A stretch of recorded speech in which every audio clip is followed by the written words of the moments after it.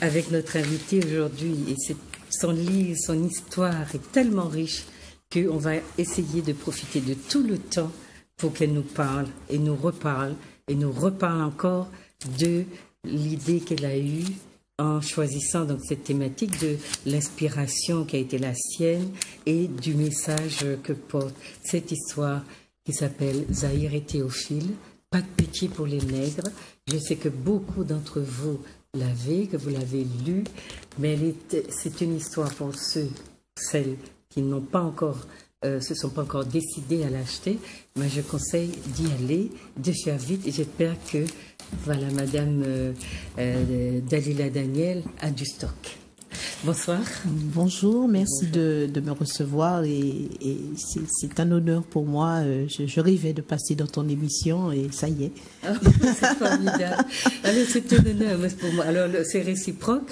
Voilà, chers amis, je reçois aujourd'hui, donc vous l'avez compris, Mani et Dalila Daniel, Zahir et Théophile, pas de pitié pour les nègres, un livre que je m'en serais voulu de ne pas vous avoir présenté.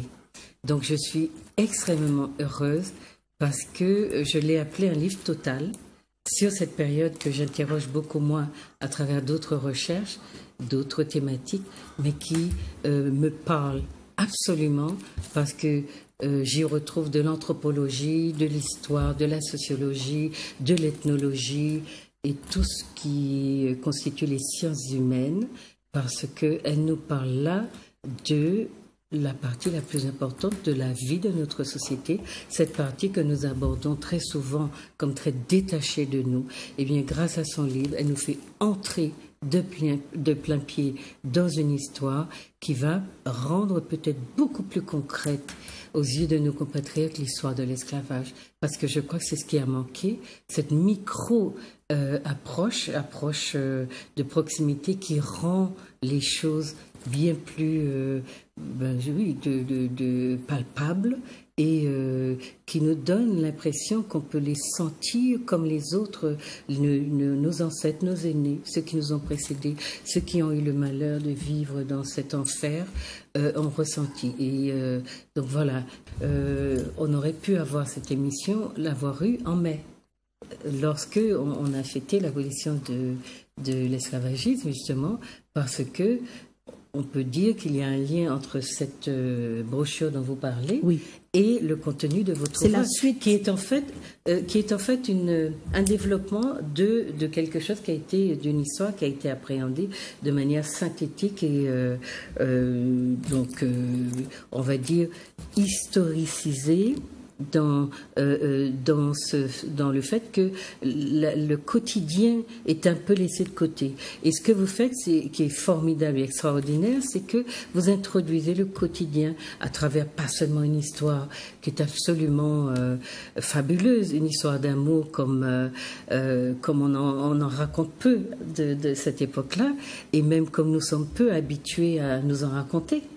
Et puis, en même temps, tout l'environnement, tout ce qui se passe autour dans la plantation et autour des circonstances même de l'esclavagisme et de la façon dont les héros, l'héroïne surtout, arrive ici dans une plantation qui s'appelle du nom symbolique de l'abandon, on se rend compte que voilà, qu'il y a des choses là à appréhender, qui remplissent des vides.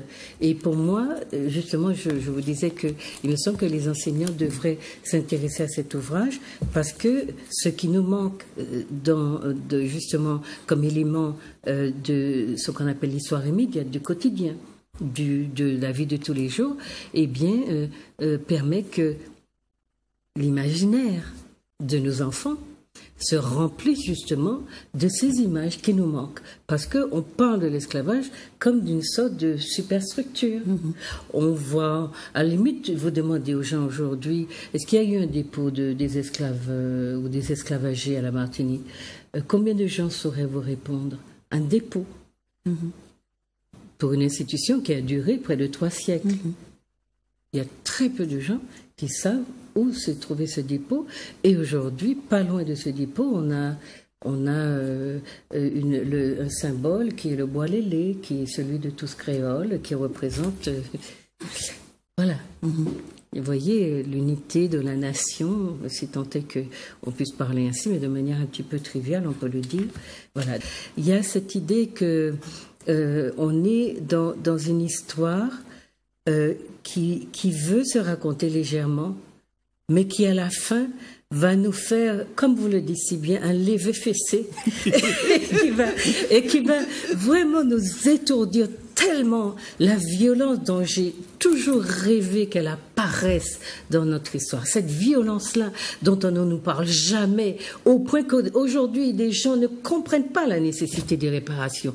J'ai rêvé, en lisant ce livre, que les gens comprendraient enfin pourquoi il faut se mobiliser autour de la question des réparations.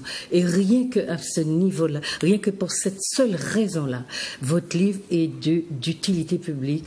Et c'est un livre absolu qui était nécessaire, pas seulement parce que l'esclavage est la plus grande partie de notre vie d'ici-bas, notre vie de Martiniquais. C'était plus de près de 2 siècles. Nous en sommes à 140 ans, je crois, ou 160 ans après la liberté. Donc, toute notre vie, nos racines qui baignent dans l'esclavage, eh bien, ne nous sont pas révélées. Et quand on accuse les Martiniquais d'être ci, d'être ça, de ne pas aimer, mais c'est parce qu'ils sont ignorants. Et cette ignorance-là, par ce travail que vous leur livrez, et c'est pour ça qu'il faut demander à tous les Martiniquais de faire l'effort. Et plus, j'espère justement qu'il va sortir parce que nous aurons donc tous nos amis qui nous regardent et que nous remercions, de Haïti, de plusieurs pays d'Afrique, de France et d'Amérique, etc., qu'ils auront envie aussi de se procurer l'ouvrage et de lire cette partie qui est une vie martiniquaise, mais en même temps une vie qui concerne l'Afrique et qui concerne toute la Caraïbe et qui concerne les Amériques en général et qui concerne les Français. Hein? De tous ceux qui ont décidé qu'il n'est pas question de réparation, qu'on n'a pas à se plaindre, que c'est du passé, qu'il faut aller de l'avant. Eh bien, par la souffrance que vous savez rendre, l'intériorité des personnages, vous entrez dans leur intimité et vous nous forcez aussi à regarder le regard que eux posent sur leurs conditions. Et ça, c'est rare, ça, c'est exceptionnel. Et ce regard qui est posé sur la condition des esclavagés nous dit que nous ne devons pas les oublier, que nous devons continuer non seulement à écrire des choses comme ça pour ceux d'entre nous qui sont les plus doués comme vous et qui savent le faire, pour le porter aux gens, aux nôtres, mais aussi parce que ils ont besoin de nous.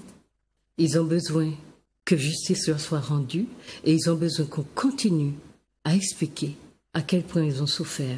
Rien que pour cette raison, voilà, je répète, ce livre est utile et j'espère que moi, personnellement, je l'utiliserai comme livre quand je demande des fiches de lecture aux étudiants, mais j'espère que les enseignants et tous ceux qui ont des structures ou passent de la formation auront envie aussi pour que l'histoire de l'esclavage devienne... enfin, je dis même pas l'histoire de l'esclavage. Il y a quelque chose dans le titre qui m'a fait réagir aussi très vite, c'est Zahir et Théophile, ça pourrait être un roman d'amour avec l'image, et puis tout de suite, il y a ce coup de massue, pas de pitié. Le sous-titre, pas de pitié pour les nègres. Et on dit, mais qu'est-ce que c'est cette histoire, pas de pitié pour les nègres? Et je me suis amusée à chercher dans le roman où est-ce que ce morceau de titre apparaît. Pas de pitié pour les nègres, page 176, page 200. On retrouve ça. Et je ne sais pas si c'est assez court pour qu'on en lise 2 mots, mais c'est « Tiens, mon commandeur, montre-moi ce que tu sais faire. C'est ton travail, frappe !» Là, c'est là où le colon donne le fouet à un jeune garçon qui était son espèce de, comment on appelle ça? Le jouet sexuel. Son jouet sexuel, et qui va libérer en lui disant, maintenant, c'est toi le commandeur sur cette plantation, habitation, abandon. Donc, frappe, et pas de pitié, tu entends? Pas de pitié pour les nègres, surtout ceux qui me défient et veulent me détruire. Frappe plus fort, sinon je t'envoie, toi aussi, dans les cannes et finis les privilèges. Et on retrouve, là ce sont des colons qui parlent entre eux, pas forcément à quelqu'un. Mais nous nous défendrons parce qu'il s'agit d'abolir cet enfer qui est l'esclavage, page 200, mais nous nous défendrons sans pitié, car c'est de nos vies qu'il s'agit, donc de nos vies de colons. Si on abolit l'esclavage, nos vies de colons sont finies. Non, pas de pitié pour les nègres, dit Jolimont, le chef des colons, en levant son verre de liqueur. Pas de pitié pour les nègres, reprirent ses hôtes en écho, en levant les leurs, etc., etc. On trouve donc le titre, le sous-titre correspond à quelque chose qui va être amené dans le texte. Et ce quelque chose, c'est justement la cruauté de cette catégorie de la population qui a non seulement à extirper de l'esclavager tout ce qu'on peut en extirper, mais qui va user de formes de méchanceté. Je voulais vous amener un livre que j'ai sur la méchanceté, parce que on a beaucoup travaillé sur les figures méchantes, sur Hitler, sur les dictateurs. Et on se demande, on se pose la question, peut-être parce qu'on est jeune, pourquoi on n'a pas travaillé sur les figures des colons? Parce que en termes de méchanceté, on ne peut pas être plus... Il n'y a pas mieux. Il n'y a pas mieux. Alors, pourquoi est-ce qu'on n'a pas travaillé sur cette figure? Mais il y a des ouvrages. Juste un petit mot à ce sujet. Dans mon livre, je fais une citation d'une correspondance entre le ministre et le gouverneur au XVIIIe siècle. Et il dit, le gouverneur, il s'appelle Monsieur de Guitou, un nom très martiniquais, Monsieur de Guitou, mais c'est un Français. Il écrit « Les colons français sont parmi les plus barbares du monde ». Lui, le gouverneur, puis les colons français. Par leur méchanceté. Par leur méchanceté. Absolument. Au XVIIIe siècle. Mais on retrouve ça aussi. Et ça a continué, évidemment, jusqu'au dernier jour. Oui. On retrouve aussi dans l'immigration indienne, quand on travaille sur le sujet, les administratifs en Inde disent aux Indiens de ne pas venir à la Martinique parce que il y a là les colons les plus féroces qu'on connaisse dans ce monde-là.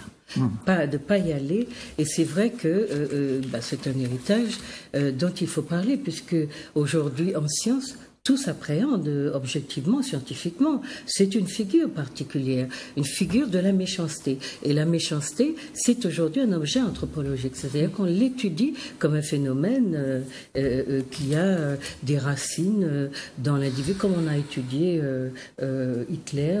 Adorno a fait des expériences qui étaient absolument démonstratives sur comment on devient méchant et pourquoi on le devient, et quel était l'enjeu de gens qui étaient livrés pieds et poings liés à des gens qui avaient les lois, qui avaient tout fait et qui avaient encore besoin de cette... Est-ce que, justement, l'institution de l'esclavage n'amène pas ce genre de réflexion? Quand on livre des êtres à d'autres qui ont un pouvoir total sur eux, qu'est-ce qui se passe? L'individu n'a plus de limites, il ne les connaît pas, il ne se connaît pas, et alors qu'avec les siens, il sait être civilisé, etc., avec ceux qui ne sont pas les siens, ou de lui, ou de sa famille, peu importe raciale ou ce qu'on veut, eh bien, il perd complètement ses repères et il devient un monstre. Comment expliquer ce phénomène? Et dans les grands peuples très civilisés, comme le sont les Africains, on n'a jamais assisté à ces choses-là. Donc, pour moi, c'était une figure aussi à interroger. Donc maintenant, Dalila, je vous demande de nous dire comment vous êtes arrivé à cette histoire, comment vous avez eu votre inspiration, qu'est-ce qui vous a amené à en parler de manière aussi vivante, parce que l'histoire est ennuyante, c'est ce que disait très souvent Armand, en général.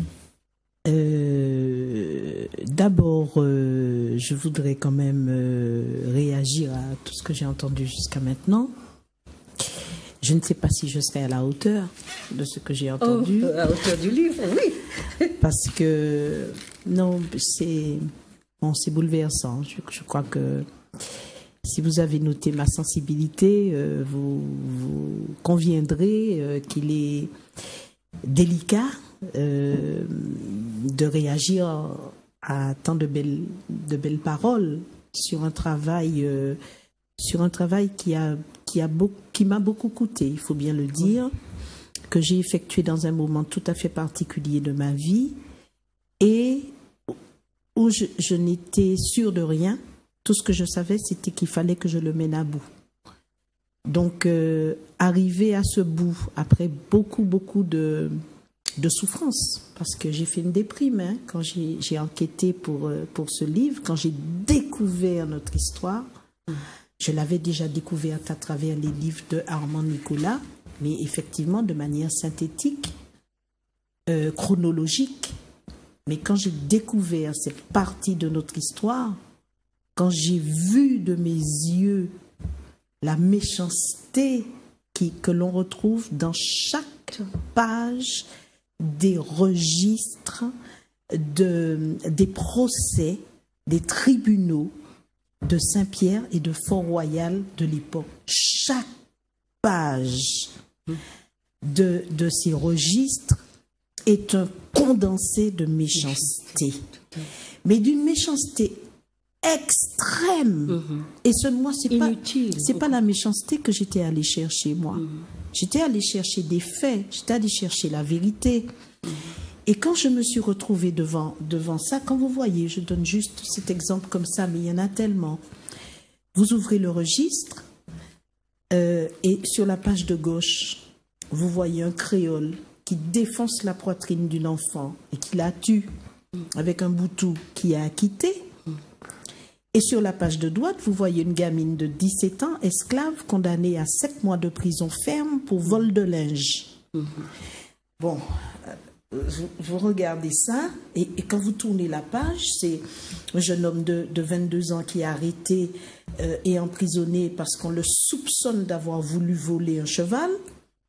Et puis le créole qui a piétiné son esclave jusqu'à la mort, que l'on acquitte parce que, bon, finalement, c'est un bon maître. Bon, et toutes les pages, c'est là que j'ai pris la mesure véritablement de l'enfer qui a régné en Martinique. Parce que quand on dit Martinique, c'est pourquoi ils veulent que les Martiniquais ne connaissent pas ça. C'est incroyable. Et d'ailleurs, dès le 23 mai, le gouverneur Rostolan écrivait aux Martiniquais « Oubliez tout ça ».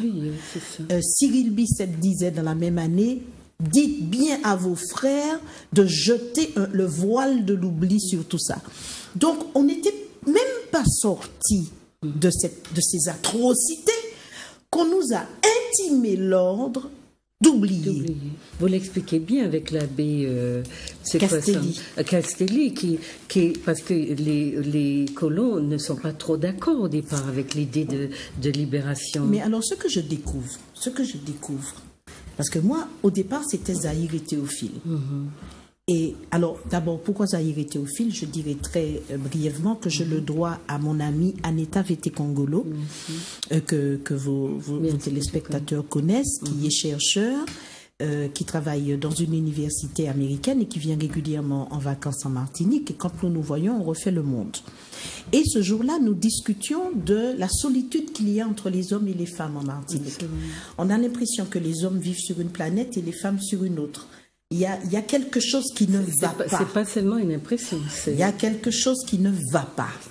Et donc, nous parlons entre nous. Et elle me dit, mais tu sais, il n'en fut pas toujours ainsi. Il fut un temps où les hommes et les femmes étaient solidaires dans ce pays. Regarde Zahir et Théophile. Non, Zahir et Théophile, ça sonne bien. Je dis, c'est qui?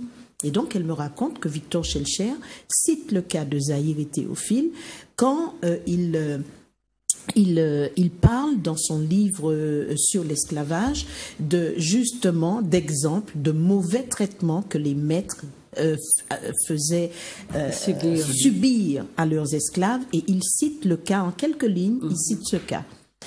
Et j'entends cette histoire et je dis, mais c'est Hollywood. C'est plus fort que Roméo et Juliette. Ah oui, parce que Roméo et Juliette, ils se tuent un peu par hasard. Et puis ils se tuent par amour l'un pour l'autre. Tandis que Zahir et Théophile, en rentrant dans l'histoire en juillet 1838, 10 ans avant l'abolition, ils disent quelque chose au monde. Ils disent quelque chose du monde. Et ils disent quelque chose du monde créole dans lequel ils étaient obligés de vivre, dans lequel ils étaient prisonniers. Et donc, je me dis, mais c'est beau, c'est magnifique. Donc, je pars pour écrire Zahir et Théophile. Et je pars avec d'autant plus de conviction. Bon, il faut dire que j'ai une formation de journaliste. J'ai été formée par des gens qui m'ont appris à chercher, à investiguer, à traquer l'information, à la trouver. Et je les en remercie d'ailleurs parce que c'est ça qui m'a permis de faire ce travail. Et je cherche et un jour, je tombe sur l'acte de décès de Zahir et sur l'acte de décès de Théophile que je publie d'ailleurs dans les romans. Et ça a été un électrochoc pour moi. Ça a été comme si il revenait d'entre les morts. Il se mettait debout devant moi et il me disait, voilà, oui, c'est vrai. Il faisait partie des premiers qui ont bénéficié de cette institution-là. Oui, parce que l'état civil, voilà, parce que la chance que j'ai eue, c'est que l'état civil a été rendu obligatoire en 1837. Donc, lorsque l'histoire se déroule en 1838, ils sont là, dans les registres. Et c'est comme si ils s'étaient matérialisés. Ils étaient devenus tout à coup vivants. Et je ne pouvais plus laisser cette histoire. Je ne pouvais plus abandonner cette histoire. Et pour moi, ça n'était à l'époque qu'une belle histoire d'amour. Donc, je suis partie pour raconter Zahir et Théophile. Et c'est quand j'ai commencé à chercher, parce que pour écrire cette histoire, il fallait que je resitue le contexte. Comment était la Martinique en 1838? Comment on allait de Saint-Pierre à Rivière-Salée? Comment on mangeait, comment ils vivaient au fait. Au fait, comment ils vivaient? C'est ça, c'est ça la question. Voilà, comment ils vivaient, comment ils étaient. Le quotidien. Et puis qu'est-ce qu'ils ressentaient? Je veux dire, c'était parce qu'on dit les esclaves, mais on oublie que c'était des mouns. C'était des personnes. Chaque esclave était une personne avec tout ce qu'on entend quand on dit personne. Personnalité, sentiment, vie caractère, tout ce qui fait une personne, quoi. Mais nous, on a été tellement anesthésiés que même moi, avant de commencer cette histoire, pour moi, il y avait les esclaves. C'était une espèce de masse informe, sans... Ce qui a été voulu. Voilà, mais c'était... indifférencié. Voilà, c'était les esclaves. C'est ça. Et alors, je me suis dit, oui, mais c'était qui? Il y avait elle, il y avait lui, et puis, bon, et ils avaient une différence d'âge. Ils avaient 7 ans de différence. 7 ans, oui. Je l'apprends dans leur acte de décès. C'est pas Schellcher qui le dit. C'est leur acte de décès qui dit qu'il avait 37 ans et qu'il en avait 30. Donc c'est encore autre chose. J'essaie de comprendre. Et pour comprendre, il fallait que je dresse justement le tableau dans quoi ils vivaient. Et c'est quand je vais chercher le contexte que je tombe des nues. Je découvre des choses tellement forte que ça m'ébranle. Ça m'ébranle et je me dis, mais d'abord, j'ai du mal à réaliser que ça s'est vraiment passé à ce niveau-là. Ensuite, je me dis, mais waouh, mais ah bon, c'est ça? Ah, oh! Quand je tombe sur le discours de Castelli, par exemple, le discours de Castelli, j'ai passé 15 jours dessus, mot par mot. Alors, on le comprend, bien sûr, on le comprend d'un coup, mais on a besoin de revenir dessus pour prendre bien la mesure du plan diabolique. Absolument, c'est ça. Surtout. Du plan diabolique que cet homme dit de Dieu a élaboré pour, disait-il, sauver. En fait, il voulait sauver les béquets. Les béquets, absolument. Parce que tout le monde savait, tout le monde s'est dit, sauf les esclaves humains, tout le monde s'est dit, si on les relâche un jour, on a été tellement mauvais, tellement méchants, ils auraient tué nous. Ils vont nous tuer. Donc comment on fait pour rester vivant? Ce qui avait été fait en Haïti. Ce qui avait été fait en Haïti très peu de temps auparavant, et ils n'avaient jamais accepté ce qui s'est passé en Haïti parce qu'ils avaient des propriétés en Haïti, ils avaient des affaires en Haïti. D'ailleurs, c'était les mêmes qui avaient des affaires dans toute la Caraïbe, à Barbade, à Trinidad, etc. Les mêmes familles. Bon, donc je découvre ça, je me dis waouh. Et puis c'est pas seulement l'Église, c'est l'Église, c'est le gouvernement. Et puis c'est les créoles, en fait, ce sont les forces en présence. C'est-à-dire, ils cherchent à sauver les créoles en dehors d'eux-mêmes. Ils sont comme des enfants impétueux qui ne sont pas encore assez raisonnables pour réaliser les conséquences justement de l'abolition. Et lui, il va venir les sauver. Il est un peu dans l'anticipation. Et c'est ça son rôle en fait. Oui. Bien qu'il ne soit pas reçu, qu'on le traite comme un chien, il ne soit pas invité, et qu'il ait des frustrations, il aime le trafia, il n'en reçoit pas tout le temps, etc. On dirait qu'il a une mission au-delà même des traitements que personnellement il peut sauver, une mission de droit divin. Il va les sauver contre eux-mêmes. Parce que à l'époque, c'est l'époque où on institue l'escission sur les habitations, l'escission obligatoire. Il y a déjà certains maîtres qui ont compris l'intérêt pour eux de faire croire à ces pauvres gens qu'étant les derniers dans ce monde, ils seront les premiers dans l'autre. C'est le cas de Pécoul, par exemple, dans le Nord Atlantique. Il y a des maîtres qui favorisent cet enseignement. Puis il y en a qui sont absolument réfractaires parce qu'ils n'ont pas emmené des nègres en Martinique pour avoir un enseignement religieux. Non. Le peu de temps qu'ils ont pour se reposer, on va pas les prendre pour les asseoir pour leur raconter des histoires auxquelles eux-mêmes ne croient pas.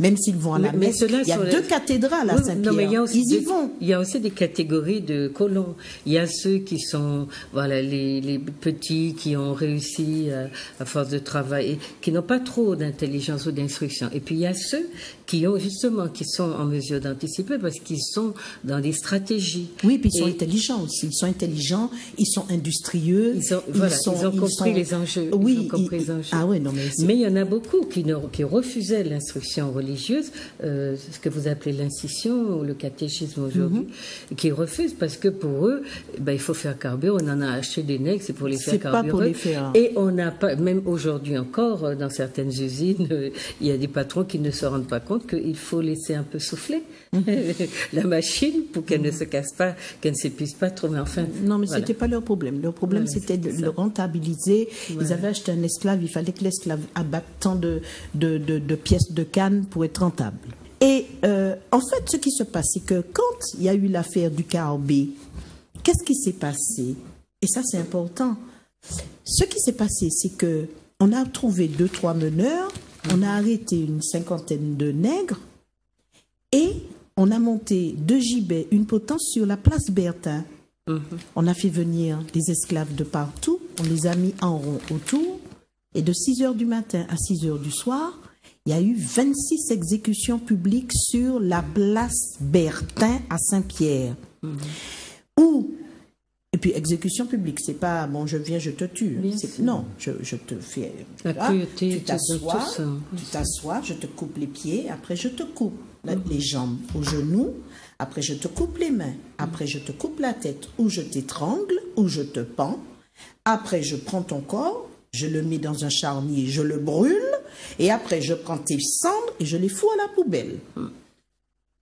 Quand j'ai découvert ça, cette histoire, il y a eu au moins une trentaine d'exécutions comme ça, l'une derrière l'autre. Moi, j'ai imaginé la foule regardant regardant ça. J'ai imaginé les femmes enceintes.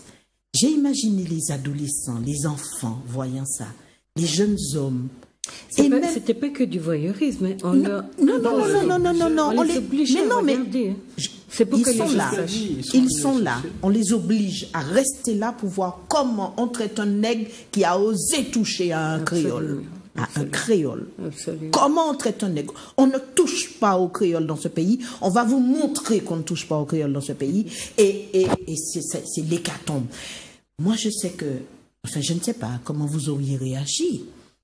Mais imaginez l'impuissance de ces gens obligés de regarder leurs amis, des gens qui connaissent la plupart du temps, obligés de subir leurs parents, leurs maris, leurs enfants, etc. Et puis je me suis dit, mais les femmes enceintes, mais le bébé, il est déjà traumatisé dans le ventre dans un moment. Ah, c'est sûr.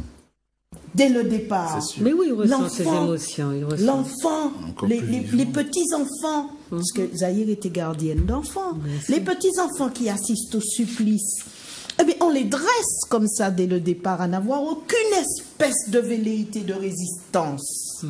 Donc, c'est un meurtre de leurs instincts naturels d'homme. Un homme est fait pour... Un homme doit se défendre. Un homme, tout son corps le prévient d'un danger. Sa nature est de se défendre contre le danger.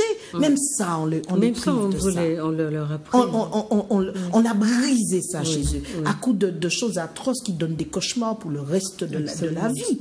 Donc, je découvre ça. Je découvre, et je découvre dans les registres, je découvre le plan de l'Église, je découvre le plan des créoles, je découvre le plan de l'État. Et tout ça converge. Mais oui, mais je me dis, mais ils faisaient des réunions au Conseil colonial pour décider ensemble de comment il fallait faire pour que, s'ils étaient obligés de libérer les nègres un jour, comment ils allaient faire pour les maintenir dociles et consentants. Mais oui. Comment 10 ans avant l'abolition, C'était ça le souci. En 1838, bon, l'Angleterre fait pression, on va être obligé de les libérer. Comment on va faire avec eux? Il ne faut pas qu'il se passe ce qui s'est passé en Haïti. Bon, et en plus, donc ils font ce plan qui est contrecarré par la révolution anti-esclavagiste. Mais même là, dès le lendemain, ils sont préparés. En 1848, ils sont préparés. C'est pour ça que je découvre qu'il y a eu abolition, mais qu'il n'y a jamais eu de libération des esclaves. Les esclaves martiniquais n'ont jamais été libérés. Voilà. Contrairement C'est à la Guadeloupe. le temps qui les a libérés. C'est le temps qui a permis que des Noirs puissent envoyer un enfant à l'école, que cet enfant puisse devenir quelqu'un en dehors de l'habitation du béquet. Et je trouve que c'est un piège abominable. Et je me dis, mais ils nous ont... Et c'est pour ça qu'il faut réparer, parce que... Oui, c'est ça. Oui, il faut réparer. Et je comprends que vous soyez pour la réparation. La réparation est la chose la plus légitime qui soit. Ne pas être pour la réparation, c'est considérer que ça n'a pas d'importance. Que toutes ces souffrances c'est pas grave. Vaines, oui. C'est pas grave. Et puis c'était pas des êtres humains qui aujourd'hui encore se battent pour être reconnus justement par le code. C'est le criminel qui reçoit la réparation. Ouais. Et alors justement quand on nous dit, victime. parce que la réparation, les gens pensent tout de suite à vous allez réparer, vous allez payer qui quoi. Non, la réparation, oui, c'est une question d'argent parce que nos ancêtres avaient un prix quand ils ont été achetés, ils avaient un prix quand ils étaient vendus, et ils ont eu un prix quand ils ont été soi-disant libérés. Mais ils avaient des compétences. Nos ancêtres ont toujours eu un prix. Absolument. Les créoles ont toujours payé, et pour acheter, et pour vendre, et pour revendre à l'État leurs nègres. Mais la réparation, c'est aussi la réparation des esprits, la réparation des psychologies, la réparation de l'estime de soi détruite, cette partie de nous dont on a été amputé, cette connaissance de nos origines, elle doit nous être restituée. C'est ça aussi la réparation. Ces maladies psychotiques qu'on traîne dans les rues là tous les jours, là quotidiennement, et tous les médecins, les spécialistes de la question sont d'accord pour dire aujourd'hui que les souffrances vécues, et surtout quand elles sont extrêmes, les souffrances vécues par les parents se transmettent dans les gènes. Elles sont épigénétiques. Donc nous portons en nous ces souffrances et on nous dit, fermez votre bouche, arrêtez avec ça, oubliez, allons de l'avant. allez de l'avant et arrêtez de nous emmerder avec vos histoires. Oui. Donc, mais il faut qu'on parle du roman. Hein? Il faut qu'on parle du roman. Je voulais demander à Claire Popo, qu'est-ce que tout ça vous inspire en tant qu'historien? L'un des aspects qu'on a envie de mettre en avant, c'est le fait qu'elle rend tangible toutes ces souffrances. Parce que aussi en Afrique, les souffrances avaient commencé aussi sur les côtes africaines et même dans les endroits où on les faisait séjourner. Est-ce que cet aspect aussi des souffrances est pris en compte dans l'historiographie écrite depuis l'Afrique? Alors, justement, au point de vue historiographique, je ne suis pas historien, je suis historiographe. Il m'arrive d'écrire des ouvrages sur l'histoire. Alors, au point de vue historiographique, il y a un auteur, Hugh Thomas, qui a dit une phrase qui m'a vraiment frappé. Il a dit que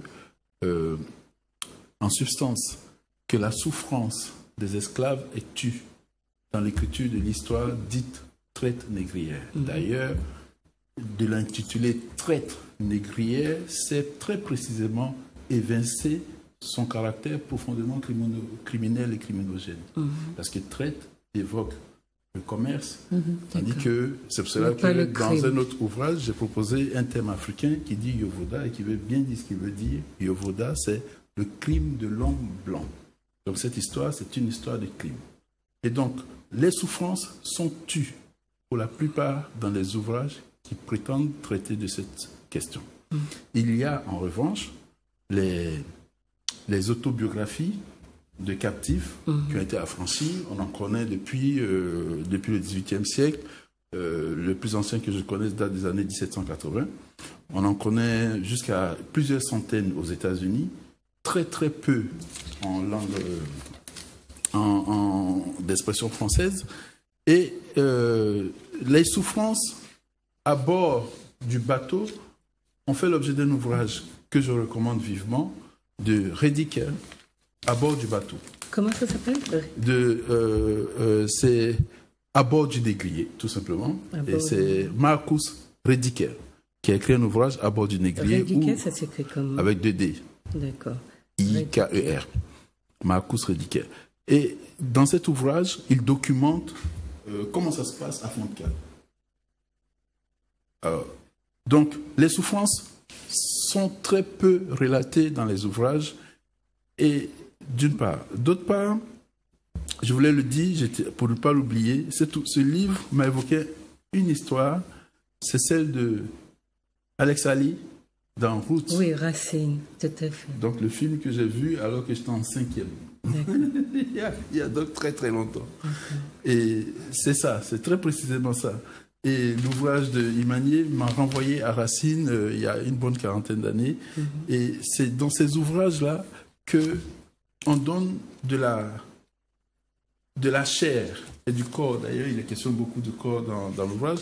On donne de la chair à cette histoire qui est dite de façon générale, chronologique, systémique, etc.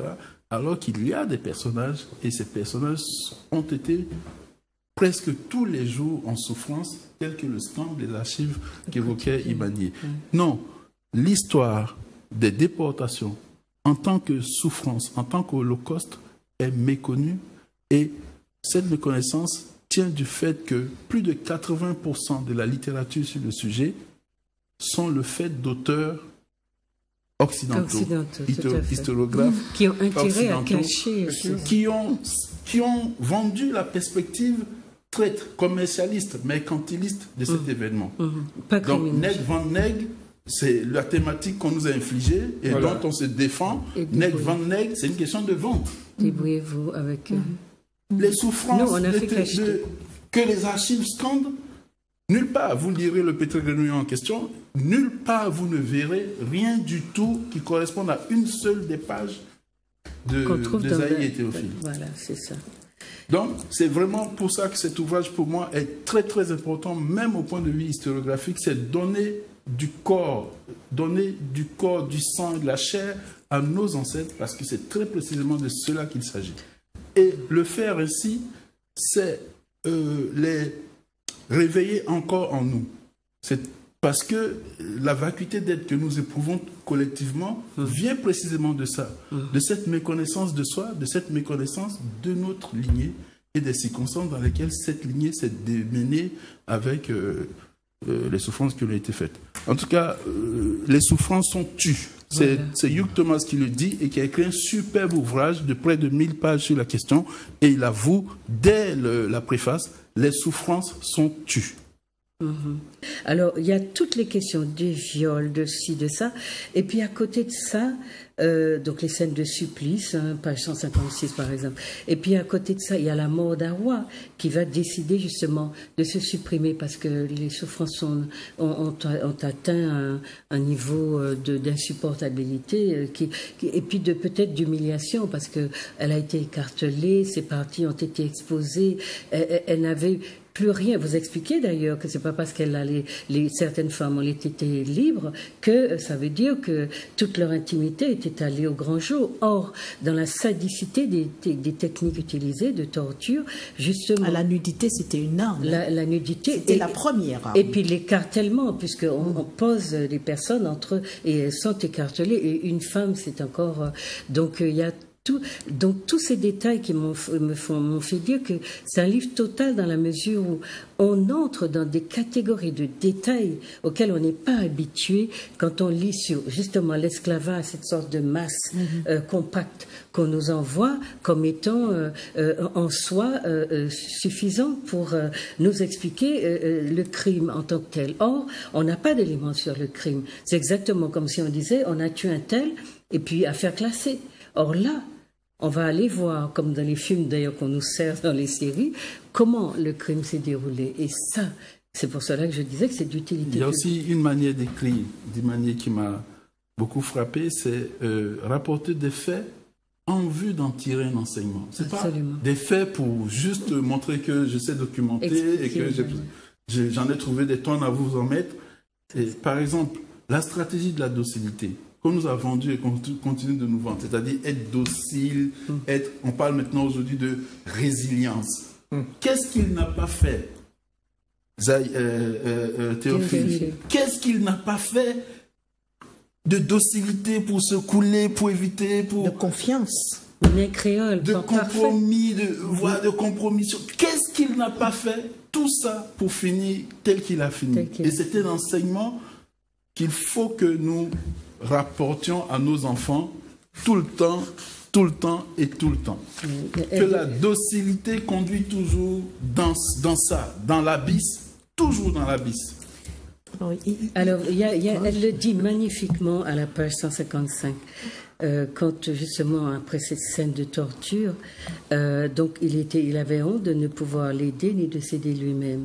À présent, il voyait bien qu'elle avait raison. Hawa, donc, parce qu'il ne faut pas oublier qu'ils sont baptisés par des noms africains. Ouais.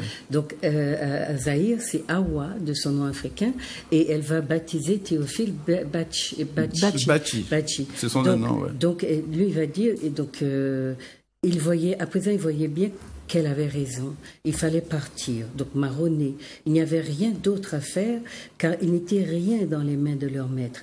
Ni eux, ni les autres suppliciés, ni ceux qui se jurèrent de toujours plaire au maître pour ne jamais subir cela, ni ceux qui le maudissaient en leur fort intérieur en se gardant bien de lui opposer la moindre résistance, surtout par leur regard, ce que les maîtres ne supportaient pas, ni non plus ces enfants en bas âge dont elle s'occupait toute la journée, conviés eux aussi au spectacle, qui n'avaient cessé de crier et de pleurer, tout comme les adultes, qu'elle entendait prier leur Dieu inutile et impuissant, tandis que le fouet, passant d'une main à l'autre, tranchait les chairs sans pitié. Ça, tout d'un coup, devant tant de violence, les esprits comment on dit ça, la réalité apparaît nue telle qu'elle est. Le voile se déchire. Le voile se déchire et on voit tout d'un coup. Donc ça, c'est dit aussi là magnifiquement. Ils se réveillent, parce que on a adopté 1000 stratégies quand on est né créole pour échapper à la violence du maître. Mais elle est là, elle est foncière et elle est dans la relation. Et c'est ça que vous montrez. C'est ça, elle est consubstantielle. Elle est consubstantielle à la relation. C'est qu'on ne peut pas envisager une stratégie qui nous ferait échapper. Violence parce qu'elle est consubstantielle. Il n'y a pas de relation s'il n'y a pas de violence. Et c'est ça, parce qu'elle est basée là-dessus. Même quand il se réserve une femme parce qu'il la trouve à son goût et qu'il la veut pour lui seul, il va trouver le moyen de prendre le plus cher. Il y a un film qui rend aussi bien cette image, c'est Birth of a Nation, qui est magnifique. On voit le viol justement de la femme et ce colon qui est fou d'amour pour elle, soi-disant, un amour tout à fait dénaturé, bizarre, et qui va la faire fouetter, la tuer pratiquement dans un accès de rage. Mais on ne comprend pas. Moi, j'ai toujours dit, parce que mes thèmes de recherche, c'était les relations raciales, relations noir-blanc, j'ai toujours dit qu'il fallait analyser cette relation. Or, aujourd'hui, on nous dit que la race n'existe pas et qu'il faut... Mais il y a quelque chose là à analyser parce que ce sont les seuls avec qui ils ont utilisé, envers qui ils ont utilisé ces formes de brutalité. Ils ont su se freiner, ils ont su se contrôler dans d'autres situations, jamais avec les Noirs. Et ça doit nous intéresser en tant que chercheurs. Donc, je ne comprends pas pourquoi on nous interdit aujourd'hui au nom de la bonne vivance, etc. Mais voilà des choses fortes, chers téléspectateurs, que vous voyez, que vous trouverez dans le livre. Alors, à côté des viols, où c'est dans la violence, où c'est dans la méchanceté, etc., et dans l'utilisation du corps sans le consentement de la femme, qu'il y a deux choix, se révolter et mourir, ou alors se soumettre, etc., qui n'a pas le choix. Tout de suite, la femme qui parle en Imanié va faire la différence entre la situation de viol où on consent parce qu'on n'a pas le choix et la situation de respect qui s'établit entre deux partenaires qui se choisissent et qui s'aiment dans une histoire. Alors, il ne faut pas les lire, il faut inviter les téléspectateurs à aller les lire. Ce sont des pages magnifiques parce que c'est là, à côté de cette sauvagerie, on entre dans l'humanité de l'Africain. On entre dans son intériorité et dans sa façon de concevoir la manière d'aimer. Alors que le maître, le colon, quand il aime, il est toujours dans l'animalité, toujours dans la brutalité. Et même quand il se gave de petits-enfants, de petits garçons qui ont 7 ans, on est dans quelque chose d'une violence assez extrême. Même cette pédophilie qui était chronique, c'est Imanié qui la restitue. Qui la met Elle est a fortiori occultée dans la littérature. Elle est totalement occultée, alors qu'on savait que c'était monnaie courante. Il y a un auteur qui en a parlé, je crois que c'est Gracchus, mais Fritz Gracchus, dans Les lieux de la mer, qui raconte donc ce que subissait l'homme noir. Finalement, on est resté, chers téléspectateurs, on est resté un peu sur le contexte, l'environnement, ce qui rend ce livre nécessaire et qui vous fait appréhender la réalité de manière un petit peu plus tangible. Et pour cette raison-là, on ne vous a pas dévoilé ce qu'il y a dedans, donc il faudra absolument le lire par vous-même. D'ailleurs, c'est la meilleure expérience qu'on puisse vous souhaiter, de lire par vous-même, de découvrir, d'éprouver, de ressentir et de ne pas vous laisser raconter l'histoire. Lisez-la, parce que le rapport intime que vous aurez avec ce récit va effectivement transformer votre vie et les savoirs que vous avez sur vous-même, qui sont manipulés par des gens qui ont intérêt à ce que vous restiez ignorants et que vous vous racontiez, j'allais dire, des bêtises sur vous-même. Donc, s'il vous plaît, lisez. Pour la première fois qu'on a la chance d'avoir un tel ouvrage, essayez de l'appréhender par vous-même pour vous faire aussi une opinion sur tout ce qu'on vous a caché et surtout toute votre histoire qui a été déformée parce qu'il y a à l'œuvre une catégorie de gens qui ont besoin que vous soyez ignorants pour qu'ils continuent à s'engraisser sur votre dos, comme ils l'ont fait sur le dos de vos ancêtres esclavagés. Et n'oubliez pas une chose, c'est que ces ancêtres-là, que vous avez oubliés, négligés, ces réparations que vous refusez de demander, eh bien ces ancêtres-là attendent que vous jouiez votre rôle, le rôle de toute descendance envers justement ces ancêtres. Donc c'est une chose que je voulais vous dire, parce que c'est une expérience qu'il faut vivre et il faut aller beaucoup plus loin en dehors du livre il faut aller dans l'engagement parce que nos ancêtres attendent de nous que nous prenions des positions et que nous cessions, comme on l'a dit tout à l'heure, d'espérer qu'un jour le maître va changer. À force d'être docile, voilà, que le les choses maître vont va changer. changer. Et n'oubliez pas ce qu'on vous a dit, c'est que la violence est consubstantielle au lien qui nous unit. Donc faites bien attention à ça.